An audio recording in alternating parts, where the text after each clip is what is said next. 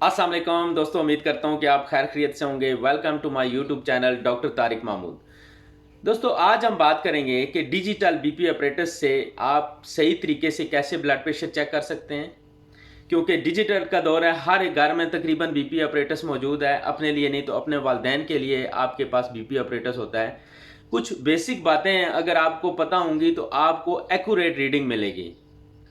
दोस्तों, वीडियो के मज़ीद आगे जाने से पहले मैं आप सब दोस्तों से रिक्वेस्ट करूंगा, स्पेशली जो नए लोग हैं, अगर अभी तक आपने मेरा चैनल सब्सक्राइब नहीं किया तो चैनल को सब्सक्राइब करें, वीडियो को शेयर करें ताकि ये मालूमात सब दोस्तों तक पहुंच सके। Thank you.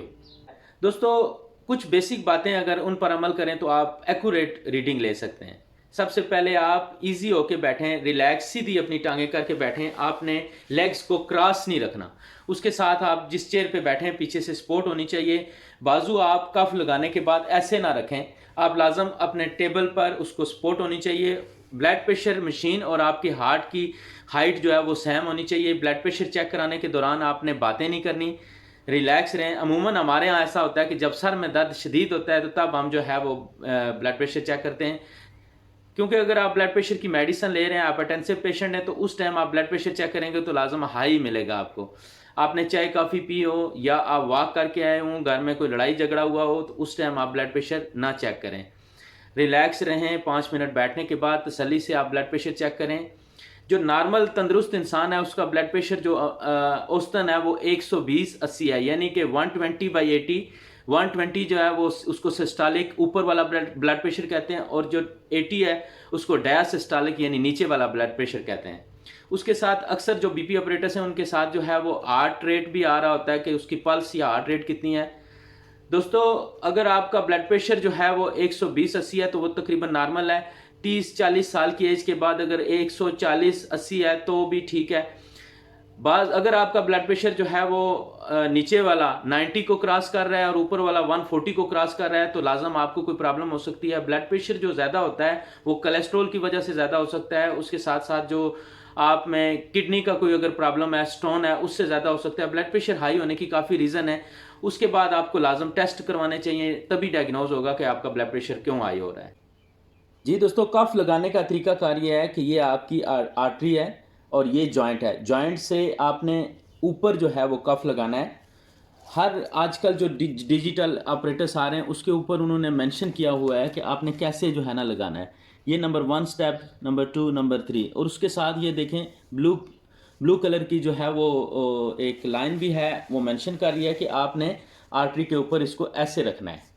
ये देखें, ये आर्टरी जो है इसको, और ये जॉइंट है, जॉइंट से ऊपर होना चाहिए, नीचे नहीं होना चाहिए। और इतना उसको टाइट करें, बहुत ज़्यादा टाइट भी ना हो, बहुत ज़्यादा लूज़ भी ना हो। ये जो आपकी 2 फिंगर्स हैं इसके अंदर आराम से चली जाएं। जी दोस्तों, कफ लगाने के बाद कोशिश करें कि आप बाजू को ऐसे नहीं रखें। ऐसे रखेंगे तो रीडिंग आपकी परफेक्ट नहीं आएगी। आपने बाजू को ऐसे रखना है साइड पे। उसके बाद आप बटन प्रेस कर दें, जो भी रीडिंग होगी आपको पता चल जाएगा। आप ऐसे ही फ्रंट साइड पे भी रख सकते हैं अपने बाजू को, पर यह है कि ऐसे रखें कि वो हवा में जो है ना हो, टेबल के ऊपर, और उसकी जो मतलब हाइट है वो आपके हार्ट के सेम सेम होना चाहिए।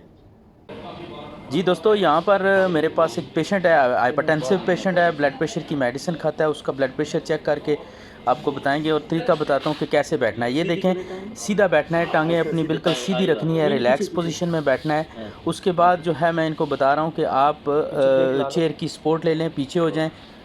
उसके बाद ईजी होके बैठें। जी दोस्तों, यहाँ पर ये है कि मैं कफ़ को अटैच करके मशीन के साथ पेशेंट को लगा कर बता रहा हूँ कि कैसे जो है आपने लगाना है।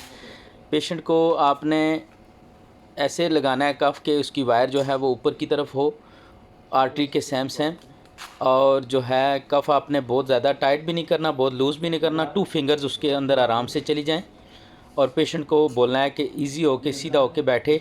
और जो है वो क्या नाम है, टेबल के फ्रंट साइड पे भी आप ऐसे ही अपना हाथ रख सकते हैं जैसे साइड टेबल पे भी। उसके बाद आपने जस्ट ऑन कर देना है डिजिटल मशीन को। ये देखें, पेशेंट का बिल्कुल जो हाइट है वो हार्ट के सेम सेम है। जो भी रीडिंग आएगी फिर आपको बताते हैं।